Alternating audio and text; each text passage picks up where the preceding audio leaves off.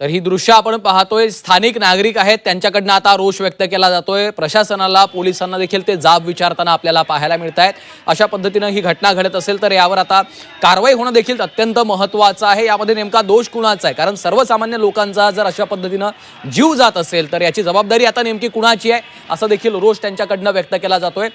अत्यंत वर्दळीचा असा हा मुलुंडमधला परिसर आहे आणि त्यावर दिवसाढवळ्या नाहक बळी जर एखाद्याचा जात असेल तर आता ही जबाबदारी कोण घेणार, हा देखील महत्त्वाचा प्रश्न आणि साहजिकच आहे। स्थानिकांमधनं, नागरिकांमधनं आता तीव्र संताप देखील व्यक्त केला जातोय। अमोल,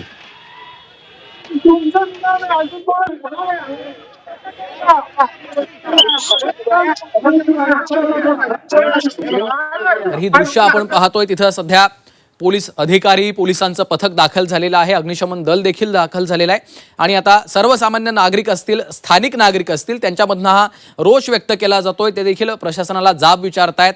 मेट्रोचा मुलुंडमध्ये हा स्लॅब कोसळलेला आहे आणि त्यामध्ये 3 ते 4 वाहनं खाली त्याच्या स्लॅबच्या खाली दबली आहेत।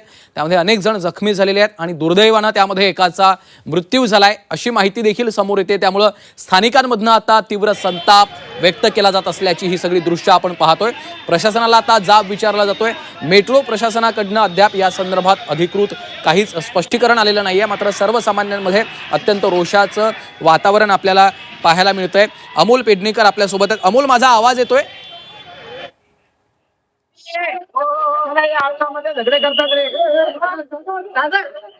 आमचे प्रतिनिधी अमोल पेडणेकर आपल्यासोबत जोडलेलेच आहेत, त्यांच्याशी पुन्हा एकदा आपण संपर्क करणार आहोत। मात्र ही महत्त्वाची दृश्य आपण पाहतोय। सध्या या जखमींना रुग्णालयामध्ये दाखल करण्यात आलेलं आहे, त्यांच्यावर तिथे उपचार देखील सुरू झालेले आहेत। पोलिसांचं पथक आता घटनास्थळी पोहोचलेलं आहे, अग्निशमन दल देखील सध्या घटनास्थळी पोहोचलेलं आहे। गोविंद तुपे आमचे प्रतिनिधी आपल्यासोबत आहेत। गोविंद, आपण पाहतोय अत्यंत दुर्दैवी अशी घटना घडलेली आहे। मुलुंडमध्ये हा मेट्रोचा स्लॅब कोसळलाय आणि एक महत्त्वाची माहिती म्हणजे एकाचा त्यामध्ये दुर्दैवी मृत्यू झालाय असं समजतंय। आता स्थानिक नागरिक रोष व्यक्त करतायत, अशा पद्धतीच्या घटना घडतायत त्यामुळं नक्कीच आपण जर बघितलं तर मेट्रोच्या मार्गिकेचं जे काम सुरू होतं त्या दरम्यान या ठिकाणी जो गर्डर बसवण्यात येत होता त्यावेळेचा जो स्लॅब आहे तो स्लॅब कोसळल्यामुळं 2 व्यक्ती ज्या आहेत त्या जखमी झालेल्या होत्या आणि त्यापैकी एकाचा मृत्यू झाला असल्याची प्राथमिक माहिती मिळते आहे आणि त्यामुळे साहजिकच स्थानिक जे नागरिक आहेत त्यांच्यामध्ये कुठेतरी भीतीचं वातावरण पाहायला मिळतं आहे। त्यामुळेच लोक जे आहेत ते आक्रमक झालेलं पाहायला मिळत आहेत। मेट्रो प्रशासन MMRDAच्या विरोधात जो हा सगळा जो रोष आहे तो लोकांचा पाहायला मिळतो आहे। दुसरीकडे जर आपण बघितलं तर यापूर्वी सुद्धा मेट्रोचे कामं सुरू असताना किंवा मोनोरेलची कामं सुरू असताना अशाच पद्धतीने गर्डर पडून अपघात घडल्याच्या यापूर्वीच्या घटना समोर आलेल्या होत्या आणि त्यामुळं सुरक्षेच्या दृष्टिकोनातून MMRDA असेल किंवा जे ठेकेदार आहेत हे उपाययोजना करत नाहीयेत का? लोकांच्या जीवाच्या सुरक्षेच्या अनुषंगानं उपाययोजना केल्या पाहिजेत अशी मागणी होताना दिसते आहे आणि त्यामुळे वारंवार होणाऱ्या या घटनांमुळे लोकांमध्ये कुठेतरी संताप पाहायला मिळतो आहे। आजच्या या घटनेमुळे पुन्हा एकदा सुरक्षेचा जो मुद्दा आहे खास करून बांधकाम कामगारांचा तो ऐरणीवर आल्याचं पाहायला मिळतं आहे। या घटनेमधले जे आता जे जखमी आहेत त्यांना रुग्णालयात घेऊन गेलेले आहेत। एकाचा जो मृत आहे त्याचे या ठिकाणी ओळख पटवण्याचं जे काम आहे ते सुरू झाल्याचं पाहायला मिळतं आहे। MMRDA आहे त्यांच्याशी या संबंधात संपर्क साधण्याचा प्रयत्न केला परंतु आम्ही माहिती घेतो आहोत, आम्ही याबाबतचा खुलासा करू अशा पद्धतीची ढोबळ जी उडवाउडवीची जी उत्तरं आहेत ते MMRDA प्रशासनाकडून दिली जात आहेत। परंतु मेट्रोचं काम सुरू असल्यामुळं एका नागरिकाला आपला जीव गमवावा लागला आहे। मेट्रो प्रशासनाकडनं गोविंद या संदर्भात काही स्पष्टीकरण, काही माहिती अधिकृत समोर आली आहे का? कारण ज्या पद्धतीची दृश्य आपण पाहतोय, भीषण असा हा अपघात घडलेला आहे, दुर्दैवी घटना घडलेली आहे। 3 ते 4 वाहनं त्याच्या खाली दबलेली आहेत आणि एकाचा तर दुर्दैवी मृत्यू झालाय असं देखील आता पुढे येत आहे। नक्कीच मेट्रो प्रशासनानं याबाबत आणखी कुठलंही अधिकृत त्यांची जी माहिती आहे ती दिलेली नाहीये। आम्ही याबाबतचे अपडेट घेतो आहोत। अशा पद्धतीची माहिती जी आहे ते मेट्रोच्या जनसंपर्क विभागाकडून सांगण्यात येते आहे। परंतु या अपघाताची जर तीव्रता बघितली तर वरून ज्या पद्धतीनं हा मेट्रोचा स्लॅब त्या गाड्यांवर कोसळलेला आहे आणि ज्यामुळे जे लोक जे जखमी झालेले आहेत त्यामुळे कुठेतरी लोकांची सुरक्षा मेट्रोचं काम सुरू असताना ज्या उपाययोजना सुरक्षेच्या दृष्टिकोनातून करायचं अपेक्षित होतं त्या केल्या गेल्या नाहीत का अशा पद्धतीचे प्रश्न या ठिकाणी लोक उपस्थित करतायत। मोठ्या प्रमाणात लोक जे आहेत ते या ठिकाणी जमा झाल्याचं पाहायला मिळतं.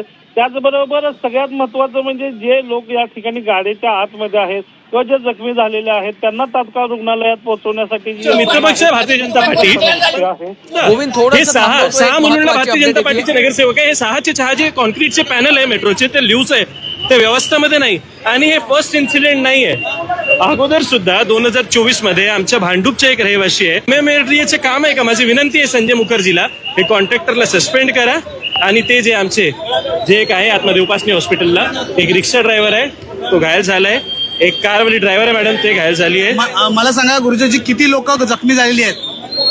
3 लोक जखमी झाली आहे. एकच्या दुर्दैवीपणाने मृत्यू झाला असं मला वाटतं, कारण तो अनकॉन्शियस होते जेव्हा आम्ही त्यांना बाहेर काढलं. या ठिकाणी आमदार आलेले होते, त्यांना विरोध देखील झालेला लोकांनी विरोध केला ते वाईट आहे, कारण ते आपली ड्युटीसाठी आले. पण हे लोकांच्या मला वाटतं की हे हे हे लोक जे आहे आपले ते आता लोकप्रतिनिधी, तर त्यांचे काहीतरी फोटोग्राफीचे मला वाटतं काहीतरी होतं तर लोक नाराज झाले. पण हे चुकीचं आहे. मुलुंडमध्ये भारतीय जनता पार्टीची सत्ता आहे, तर आमची त्यांना विनंती आहे तुम्ही काम करा, हे फालतूगिरी करू नका. तुम्ही जे मुलुंडमध्ये चाललेली आहे ना, तुमचे कामावर लक्ष नाही आहे, तुमच्या डेव्हलपमेंटवर लक्ष नाही आहे, फक्त लोकांना त्रास कसे द्यायचे हे तुमचे जे लक्ष आहे ना, तर हे चालणार नाही. मी मित्र पक्षला आहे, मी शिवसेनेला आहे. मी तुम्ही शिवसेनेचेच कार्यकर्ते आहात, तुमचाच मित्र पक्ष आहे, ते आमदार आहेत स्वतः इथले, आणि तुम्ही त्यांच्यावर आरोप करत आहात. मी आमदारवर आरोप करत नाही, पण हे जे MMRDचे जे कॉन्ट्रॅक्टर आहे त्यांच्यावर माझा आरोप आहे. हे 6 नगरसेवक आज भारतीय जनता पार्टीला आम्ही मुलुंडमध्ये दिलेले आहे, आमदार त्यांचे आहे. तर भारतीय जनता पार्टीच्या लक्ष अशी आमची मुलुंडमध्ये एक आहे की लक्ष तरी द्या, तुम्ही काम तरी करा. तुम्ही दिसत नाही आम्हाला 5 वर्ष ते नगरसेवक, आणि आता हे ऍक्सिडेंट झालं म्हणून तुम्ही बोलतात की आमची चूक नाही. हे भारतीय जनता पार्टीची सुद्धा चूक आहे, MMRDची सुद्धा चूक आहे, आणि मेन कल्प्रिट जे कॉन्ट्रॅक्टर आहे संजय मुखर्जी डॉक्टर IAS जे आहे त्यांना माझी विनंती आहे की कॉन्ट्रॅक्टरला सस्पेंड करा. पोलिसला मी ऍप्लिकेशन देणार आहे की सख्ततून सख्त कारवाई करा, आणि जे कॉन्ट्रॅक्टर आहे ते कॉन्ट्रॅक्टरला लवकरच लवकर जेलमध्ये टाका, आणि जे इन्सिडेंट झाला त्यावर ते लोकांना न्याय द्या.